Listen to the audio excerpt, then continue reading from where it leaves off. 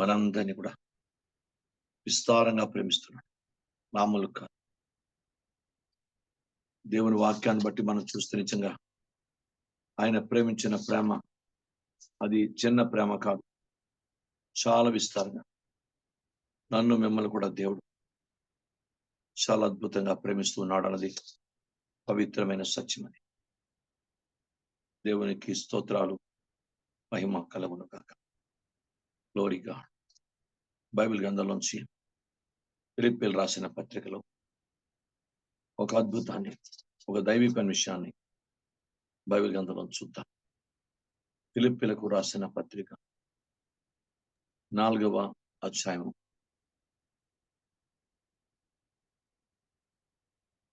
4-5 వచనాలు చూడండి. ఎల్లప్పుడూ ప్రభునందు ఆనందించుడి. మరలా చెప్తును ఆనందించుడి. మీ సహనమును సకల జనులకు తెలియబడినీయుడి. ప్రభు సమీపముగా ఉన్నాడు. దేవునికి స్తోత్రం. దేవుని గ్రంథంలో రాయబడిన సత్యం ఏంటంటే, ఎప్పుడునూ ఆనందంగా ఉండండి. చాలా కష్టం కదా, చాలా కష్టం. ఎందుకంటే ఎప్పుడునూ ఆనందంగా ఉండాలంటే దానికి పరిస్థితులు కూడా అనుకూలపడాలి. ప్రతికూల పరిస్థితులు, అనుకూల పరిస్థితులు ఆనందంగా ఉండాలంటే ఆత్మీయత చాలా ఉన్నతంగా ఉండాలి. దేవునికి స్తోత్రం. కష్టం వచ్చినప్పుడు కొంచెం చిరాకు పడతాం, దుఃఖపడతాం, బాధపడతాం, విసుకుంటాం. సంతోషం కలిగినప్పుడు కొన్నిసార్లు పట్లైన ఆనందంతో నింపడం, ఇది సహజం.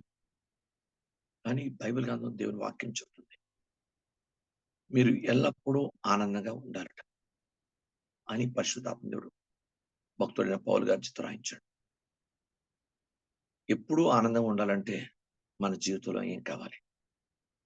దేవునికి స్తోత్రం. బైబిల్ గ్రంథంలో తగినంత ప్రార్థన లేకుండా, తగినంత వాక్య సంబంధమైనటువంటి దైవ సంబంధమైన క్రియ లేకుండా ఎప్పుడు ఆనందంగా ఉండాలి. కనుక ముందు ప్రార్థనాపరంగా ఉండాలి. రెండోది వాక్యం పనిచేయాలి. లోపల వాక్యం పనిచేయాలి. మన సొంత ఆలోచన ఏది పనిచేసినా ఆనందం ఉండాలి. దైవ సంబంధమైన వాక్యం ఉన్నది ఉన్నట్టుగా పనిచేస్తే ఆనందించాలి. బైబిల్ గ్రంథంలో దేవుని వాక్యంలో మనుషులు మేము నిందించి, దూషించి, అబద్ధంగా మీ మీద చెడ్డ మాటలు పలుకున్నప్పుడు మీరు ధన్యులు, మీరు సంతోషించి ఆనందించు అంటాడు. మనం మనుషులు నిందించి, అపహసించి మన వాక్యాన్ని మాట్లాడుతున్నప్పుడు రక్తమాంసాలతో ఉన్న మనం రోషం రాకుండా, కోపం రాకుండా ఉంటుంది. కానీ అక్కడ అంటాడు, మీరు సంతోషించి ఆనందించండి. Praise the name of Jesus. Bible గ్రంథాన్ని పరిశీలించినప్పుడు మన పూర్వీకులు, ప్రవక్తలు, పౌలు గారు కూడా ఆయన బాధలోనే సంతోషించాడు. అందుకే దేవుడు ఆయన దైవత్వాన్ని, ఆయన సహనాన్ని ప్రపంచానికి తెలియజేశాడు. దేవుని స్తోత్రం. బైబిల్ గ్రంథం చెప్తుంది, మీ సహనమును సమస్త జనులకు తెలియనియండి. మన సహనము ఏంటి?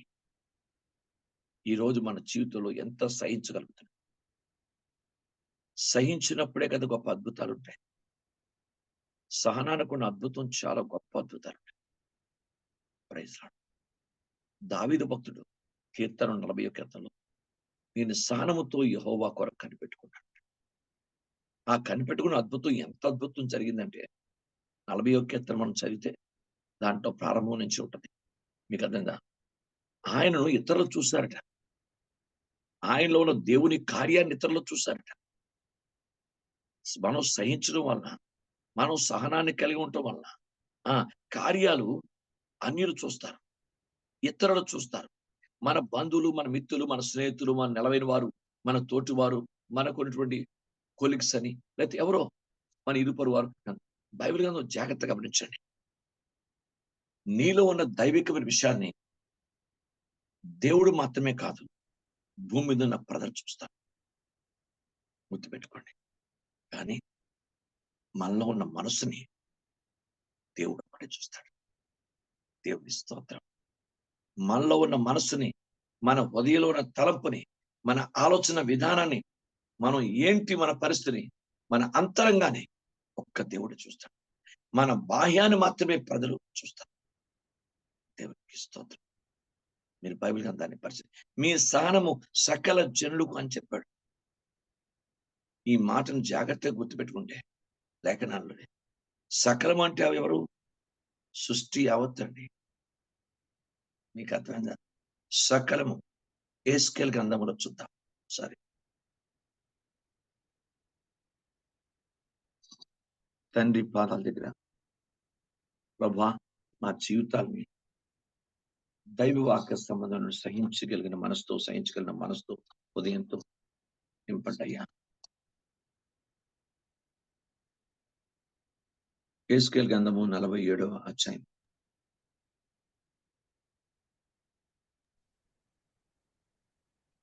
దేవునికి స్తోత్రం కనుక దేవుని పాదాల దగ్గర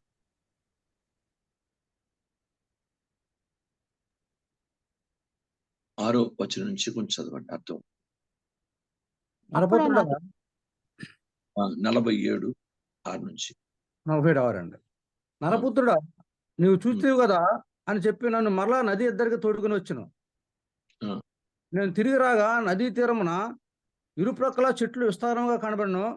అప్పుడైన నాతో ఇట్టెనను, ఈ నీళ్లు ఉబ్బికి తూర్పుగానున్న ప్రదేశమునకు పారి అరబాలోనికి దిగి సముద్రములో పడును. అప్పుడు సముద్రపు నీళ్లు మంచినీళ్లు అగును. వడిగా పారు ఈ నది వచ్చి చోట్లనెల్లా జలచరములను బ్రతుకును. ఈ నీళ్లు అక్కడికి వచ్చటం వలన ఆ నీరు మంచినీళ్ళు అగును. కనుక చేపలు బహు విస్తారములగును. ఈ నది ఎక్కడికి పారునో అక్కడ సమస్తమును బ్రతుకును. సమస్తమును బ్రతుకును. ఆ గుణ సకలము అంటే సమస్తము బతుకును. అది అది చిన్న చేప పెద్ద చేప అని కాదు, పలానా జాతి చేప అని కాదు, పలానా ఏదని కాదు. అక్కడ దాంట్లో ఏదున్నా సమస్తమును బతికించేస్తాడు. 17వ అధ్యాయము ఎహెజ్కేలు గ్రంథం తీయండి.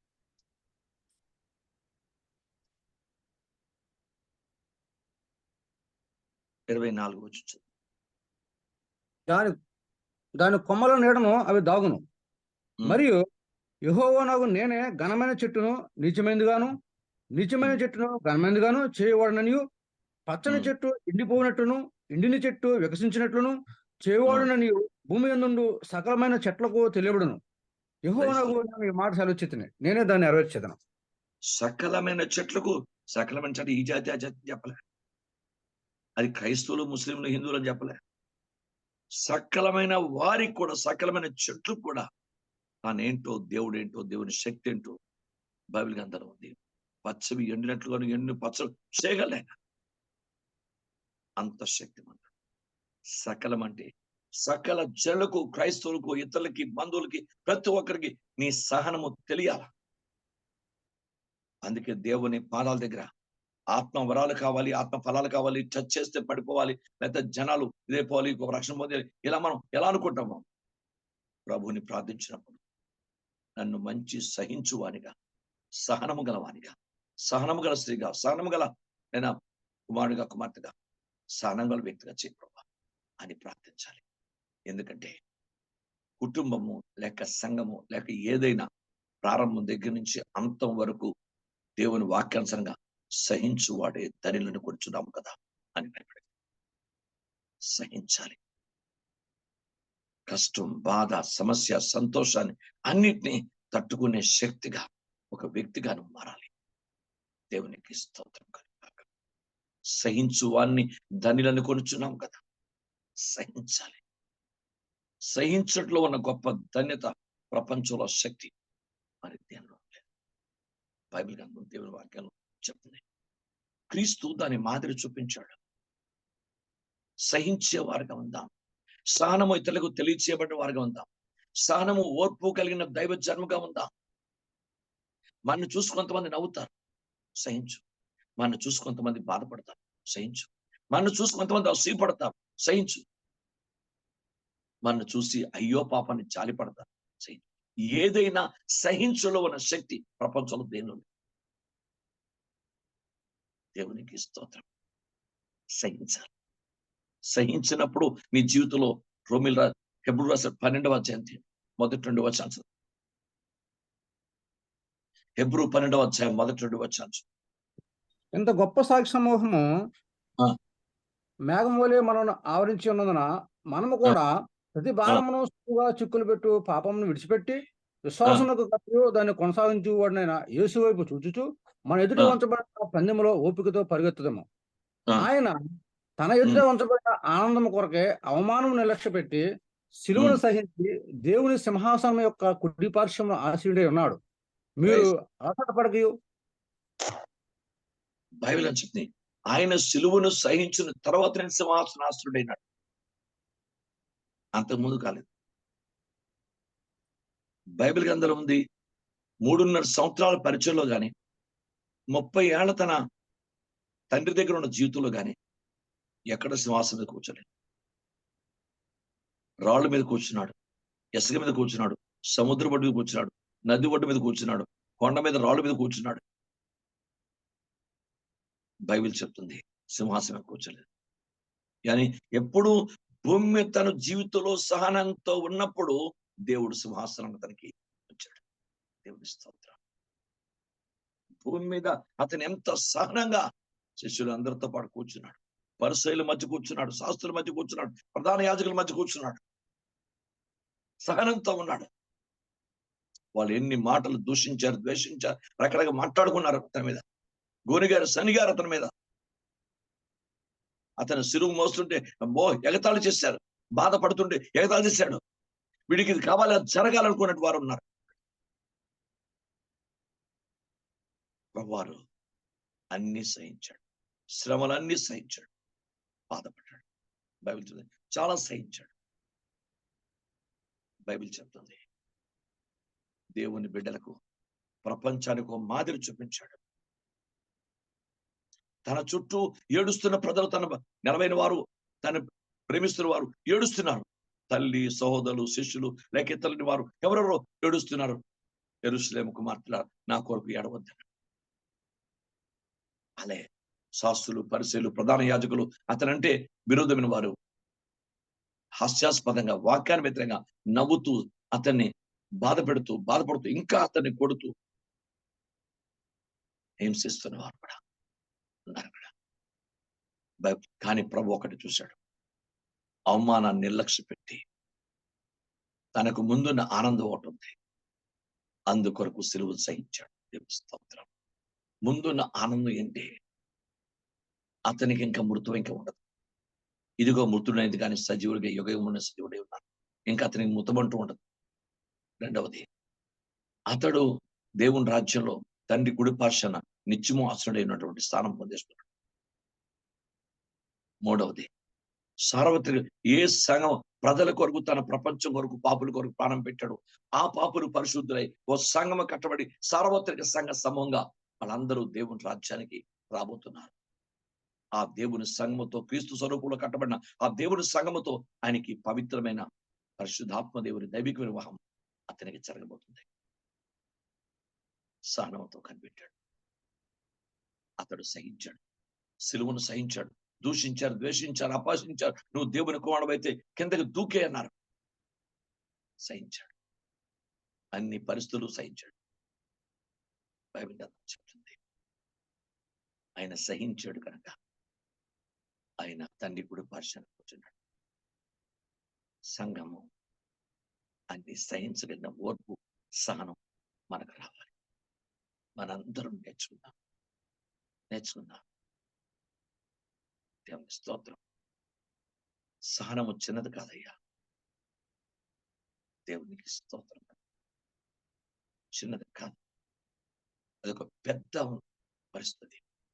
దాన్ని అందరికీ ఉండదు. దాన్ని మనం ప్రభువుని అడగాలి. ఆ సహించే కృప మాకు ఇవ్వండి ప్రభా. బైబిల్ గ్రంథంలో ఉంది, పౌలు గారు 24 రకాల శ్రమల్లో, ఆయనకున్న శ్రమలని కూడా చాలా అన్యుల వల్ల కలిగింది, కపట సహోదరుల వల్ల కూడా కలిగింది.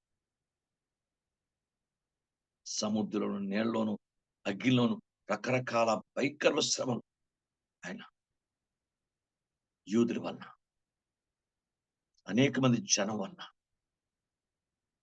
ఆయన పట్టాడు శ్రమ. బైబిల్ చెప్తుంది ఈరోజు సహించు వారంగా ఉండడానికి ప్రభు ప్రార్థన చేద్దాం.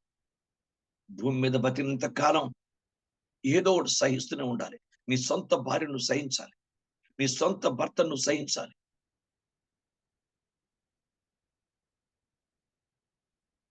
నీ సొంత బిడ్డల్ని నువ్వు సహించాలి, నీ సొంత కుటుంబాన్ని, బంధువుల్ని, మిత్రులు, స్నేహితుల్ని సహించాలి.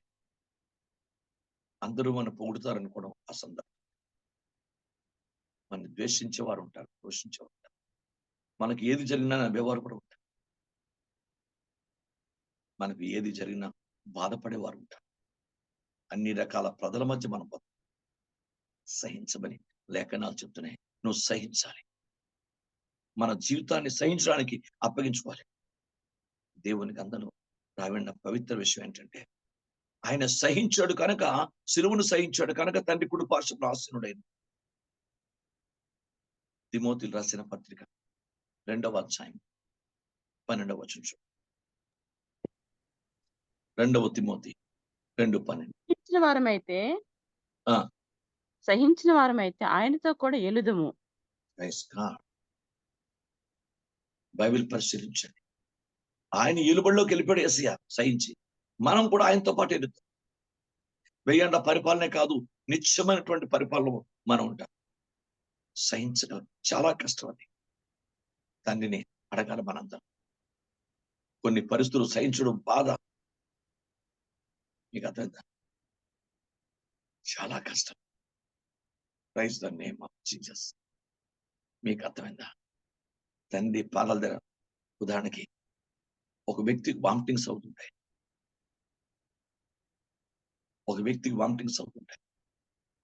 వామిటింగ్స్ అయిన తర్వాత ఆ వ్యక్తికి ఆ ఆహారం మీద అసహ్యం వేస్తుంది. ఆ వ్యక్తి దగ్గరికి వచ్చి, నాన్న నీ కొరకే నేను బిర్యానీ చేశానయ్యా, 2 ముద్దలు తినయ్యా అంటే, నా వల్ల కాదమ్మా, నేను తినలేను నాన్న. ఏ బ్రదర్ తెచ్చినా, సిస్టర్ తెచ్చినా, లేక సొంత బంధువులు తెచ్చినా, సొంత ఎందుకు నీకు దాని మీద అసహ్యం కలుగుతుంది.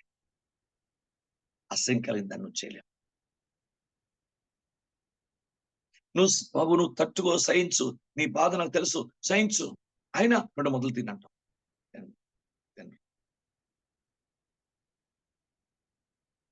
సహించడం అంటే చిన్న సంగతి కాదు. దేవునికి స్తోత్రం. బైబిల్ గ్రంథం ఉంది, అది క్రీస్తు ద్వారా మనందరం నేర్చుకున్నాం. ఆయన సహించాడు.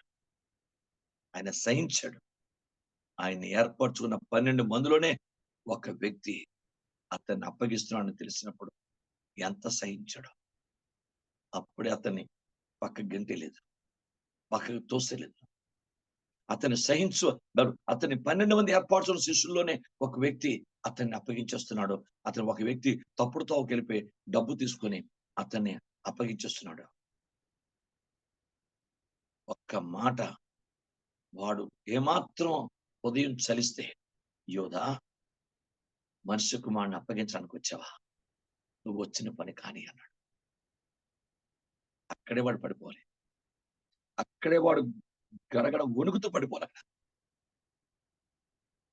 బైబిల్ గ్రంథంలో ఉంది, లేఖనాల ప్రకారం, యోధా, బైబిల్ గ్రంథంలో చెలికాడా, ఎంత సహనం ప్రభుకి.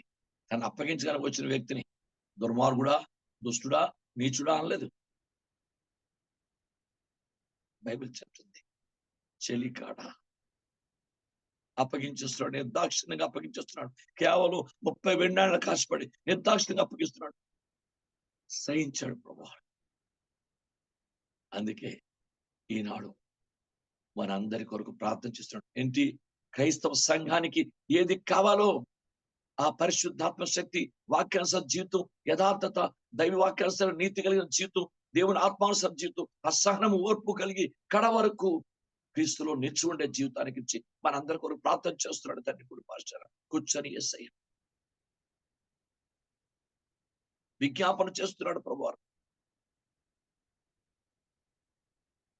ఆయన సహించాడు కనుక మన కొరకు సహనం కావాలని ప్రార్థన చేస్తున్నాడు. మనం సహించడానికి ప్రార్థన చేస్తున్నాడు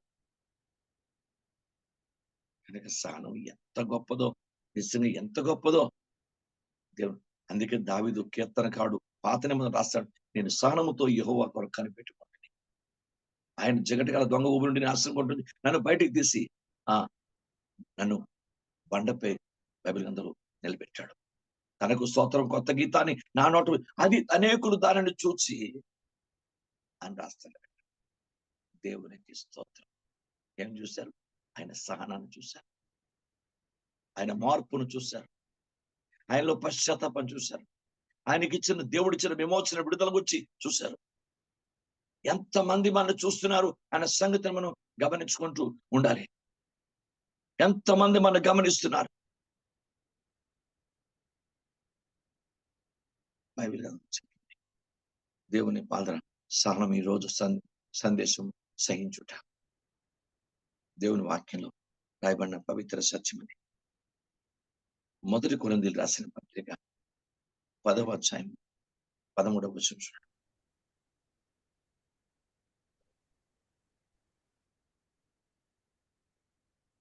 సాధారణంగా 1 కొరింథీ 10:13. సాధారణముగా ఆ. మనుషులకు కలుగు శోధన తప్ప మరి ఏది మీకు సంభవింపలేదు. ఆ. దేవుడు నమ్మదగిన వాడు, మీరు సహింపగలిగినంత కంటే ఎక్కువగా ఆయన మిమ్మల్ని శోధింపబడనీయడు. Praise the name of Jesus. అంతేకాదు, సహింపగలుగుటకు ఆయన శోధనతో కూడా తప్పించుకునే మార్గమును కలుగజేయును. Praise God. హల్లెలూయా. స్తోత్రం. సహించగలిగిన దానికంటే ఎక్కువ ఇవ్వడు. ఆ సహించిందని తప్పించుకునే మార్గం కూడా ఆయనే అనుగ్రహిస్తాడు. దేవుని స్తోత్రం. అందుకే సంగమా, బైబిల్ నన్ను ఎంత నువ్వు సహించావు? దేవుని స్తోత్రం. ఆలోచించండి. అక్కడ ఎంతమంది జూమ్లో ఉన్నారు? మిగతా వాళ్ళ సంగతి మనం ఆలోచించండి. ఎంతమంది జూమ్లో ఉన్నారో, వాక్యం వింటున్నారు ఒకసారి దేవుని పద. దేవుడు మన ఎంత సహించాడు, ఎంత సహించాడు దేవుడు మన. అంత సహించకపోతే ఈ రోజు ఇలా ఉండగలమా? ఎప్పుడో ఆయన ఉగ్రత పాలైపోతుంది కదా. ఆయన మనం సహించాడు కనుక మనం ఇలా ఉన్నాం కదా. దాన్ని బట్టి ఆలోచించి, నాకు నీకు ఎంత సహనం కావాలి, ఎంత ఓర్పు కావాలి, ఎంత ప్రేమ కావాలి, ఎంత దైవికమైన జీవితం కావాలి. సహించడం అన్నది ఎంత గొప్ప అద్భుతమైన సంగతి అని పరిశుద్ధాత్మ దేవుడు నీతో నాతో మాట్లాడుతున్నాడు. బైబిల్ గ్రంథంలో సహనమునకు మారుపేరే యోగు. 5వ అధ్యాయము, యాకోబు రాసిన పత్రిక 5వ అధ్యాయం 12వ వచనం చూడండి.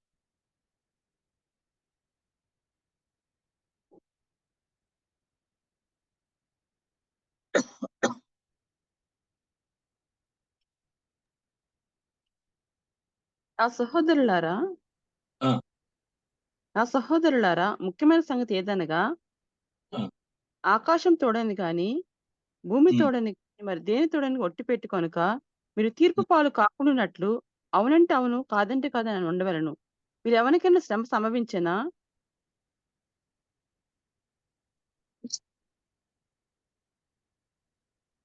దేవుని ఆత్మ తండ్రి మీరు మాట్లాడి 5వ అధ్యాయం 10 నుంచి చదవండి. 10 నుంచి నా చదవండి. సహోదరులారా, ప్రభువు నామమును బోధించిన ప్రవక్తలను సమానుభవమునకును ఓపికకును మాదిరిగా పెట్టుకొనుడి. సహించిన వారిని ధనులను కొనుచున్నాము గదా. మీరు యోబు యొక్క సహనమును గూర్చి వింటిరి. ఆయన ఎంతో జాలియు కనికరమును గలవాడని మీరు తెలుసుకొని ఉన్నారు. Praise God. సహించువాడికి ఉన్న లక్షణాలు ఏంటి? జాలి, కనికరం. Praise God. సహించువానికి ఉన్న గుణగణాలు. సహించువానికి ఉన్న గుణం ఏంటి? ప్రభుత్వంలో ప్రార్థన చేస్తాడు. సహించువాడి గుణగణం ఏంటి? లోపడంత బాధ, విస్తరణ బాధను పైకి దైవికంగా మంచిగా ఆత్మీయంగా ఇతరులను పలకరించిన ఆ బాధ మరొకరు ఇచ్చేసుకోకుండా ఆనందం కనిపిస్తాడు. సహించువానికి ఉన్న దైవిక లక్షణాలు ఎంత గొప్పవి. జాలి కనికరం గలవాడని మీరు ఎరుగుతారు కదా. సహించువారు. దేవా, నన్ను భూమి మీద బతికినంత కాలం కూడా నేను అందరినీ అన్ని విషయాలు దైవికంగా సహించగలిగిన ఆ ఓర్పు సహనం కలిగిన ఆత్మను, ఆ సహించే జీవితాన్ని, సహించే వారికి దేవుడు ఇచ్చిన ఆశీర్వాదం ఏంటి? ధనిలు అంటే ఆశీర్వాదకరమైన వ్యక్తులు. సహించువానికి దేవుడిచ్చిన కితాబు ఏంటి, ఆశీర్వాదం ఏంటి, వాళ్ళు రాజ్యం ఏలుతారు. క్రైస్తలే సహించు వారికి అతని ద్వారా అనేక మంది రక్షింపడతారు. క్రైస్తవ నేను కీర్తనకాడు చేసింది అదే. కీర్తన 40 కీర్తన ఒకసారి ఆ మాట చదవండి, ఎంత మంచి, నాకు ఎప్పుడు చాలా ఇష్టం మాట. అనేకులు దాన్ని చూచి అంటాడు అక్కడ భక్తుడు దావీదు రాస్తూ. యెహోవా కొరకు చదవండి. యెహోవా కొరకు నేను సహనంతో కనిపెట్టుకుంటుని, ఆయన నాకు చెవియొగ్గి నా మొర్ర ఆలకించును. నాశనకరమైన గుంటల నుండి, జకట గల దొంగ ఊబిల నుండి ఆయనను పైకెత్తును. నా పాదములు బండ మీద నిలిపి నా అడుగులు స్థిరపరచును. తనకు స్తోత్ర రూపమగు కొత్త గీతమును మన దేవుడు నా నోట నుంచెను. అనేకులు దాన్ని చూచి భయభక్తులు కలిగి యెహోవా యందు నమ్మిక ఉంచెదరు. హల్లెలూయా. మన సహనం ఎంతమంది దేవుని పట్ల భయభక్తులు కావడానికి కారణమైంది. అది మనకు ఎంత ఆశీర్వాదం. అది సహించే మనసు నాకు మీకు రావాలి. సహించే ప్రేమ నీకు రావాలి. కష్టాల్లో ఉన్న వారిని ఉంచుకోవడం, మనం ఎగతాళిగా ఉండకూడదు. వారిని ప్రేమించి చేతనైతే సాయం చేయాలి, లేదా ప్రార్థించాలి. అందరూ నేర్చుకుందాం. సహించుట అన్నది, సహనం అన్నది బైబిల్లో గొప్ప పవిత్రమైన పాత్ర, పవిత్రమైన సబ్జెక్ట్. సహించగలిగిన మనసును, ఆ సహించగలిగిన ప్రేమను, ఆ సహించిన కృపను దయచిన ఈనాడు సహించబలేని పరిస్థితి ఉండబట్టే కుటుంబాలు విడిపోవడానికి కారణం, సమాజంలో విడిపోవడానికి కారణం, దేశాలు, రాష్ట్రాలు, ప్రపంచం చాలా అల్లకల్లో కారణం అంటే సహనం లేని పరిస్థితి. మీకు అర్థమైందా? సహించలేని పరిస్థితి. ఈరోజు తండ్రి పాలన సహించేవారుగా, సహనం గలవారుగా, ఓర్పు గలవారుగా, అలాంటి దైవకరమైన మనస్సు, ప్రేమ, పరిశుద్ధ వాక్యానుసరణ జీవితం దేవుడు మనకి ఇచ్చినట్టు ప్రార్థించాలి. ఎందుకంటే పరలోకం వెళ్ళాలంటే అనేక శ్రమలు భరించి సహిస్తే గాని దేవుని రాజ్యంలోకి ప్రవేశించలేమని అపోస్తలుల 14:22 స్పష్టంగా పౌలు గారు రాశాడు. కనుక చిన్న విషయం కాదు. ప్రార్థనా పూర్వకంగా దాన్ని నీ పాదాల దగ్గర కానించు. ఆఖరిగా రోమీయులు రాసిన పత్రిక 8వ అధ్యాయం 18 వచ్చిన ఒకసారి చూద్దాం. రోమా 8:18. దేవానికి వందనాలయ్యా, నీకు స్తోత్రములు కలుగును గాక. మన ఎడల ప్రత్యక్షం కావో మహిమ ఎదుట ఇప్పటి కాలపు శ్రమలు ఎన్నతగినవి కావని ఎంచుచున్నాను. ఎంత శ్రమలో ఓర్చి ఎప్పటి కాలపు శ్రమలు ఎన్నదగినవి కావని అనుకున్నాడు పౌలు. Praise the name of Jesus. దేవునికి స్తోత్రం. కనుక నాకు మీకు అవసరం. సహించాలి, సహించాలి. దేవునికి స్తోత్రం. నాకు చిన్నప్పుడు కాళ్ళలో ముళ్ళు దిగిపోయి, గాజుపెంకు ముళ్ళు దిగిపోయి, మన చూసే నాన్నగానే తగ్గట్లేదు, ఇంకా ఎక్కువైపోయింది, ఇంకా పసుపాం అయిపోయి చాలా కాలు నడవలేని పరిస్థితి వచ్చింది. మొత్తం మీద మా నాన్నగారు నన్ను తీసుకోలేదు. అప్పుడు ఆటోలు గిట్టోలు ఏమీ లేవు, ఏముండేవు కదా, మీకు అర్థమైందండి. అయితే సైకిల్ మీద ఎత్తైన బండి ఉంటే బండి, ఏదో తీసుకెళ్ళి రిక్షా, మొత్తం రిక్షాలో తీసుకెళ్ళి నేను సహించడానికి నా చిన్నతనం నాకేం తెలియదు, నొప్పి వచ్చాను. దాంట్లో తీసుకున్న వ్యక్తి ఆ యొక్క ఆ గాజు పెంకుడు ముళ్ళోది అది తీస్తున్న వ్యక్తి తట్టుకో అంటాడు. తట్టుకో, కొంచెం అయిపోయింది వచ్చేస్తుంది, బయటకు వచ్చింది అది, ఇక నువ్వు అయిపోయింది అన్న. నేనైతే ఎంత భయంకరంగా అతన్ని తిట్టేస్తున్నట్టు మాట్లాడుతున్నాను. చిన్నతనం తెలియదు మీకు. అదంతా మీరు జాగ్రత్తగా తిట్టేసినట్టు మాట్లాడుతున్నారు.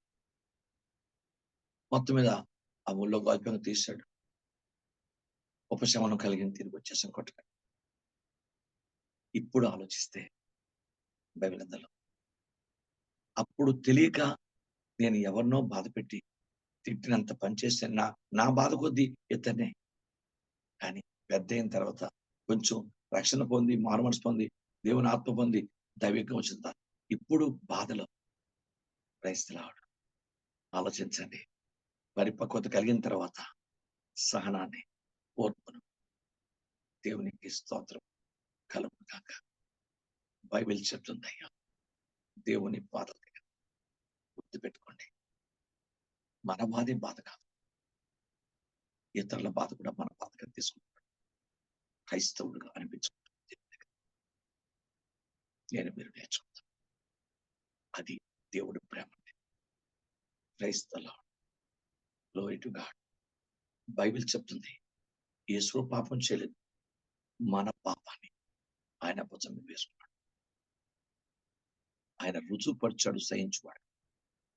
మన పాపాన్ని, మన స్థితిని రుజువుపరిచాడు. అక్కడ ఆ పాపాన్ని తన భుజం వేసుకొని ఆయన భరించాడు. ఆయన అందుకే సిలువను సహించాడు అన్నాడు హెబ్రీ 12. దేవునికి స్తోత్రం. నేర్చుకుందాం, సహిద్దాం.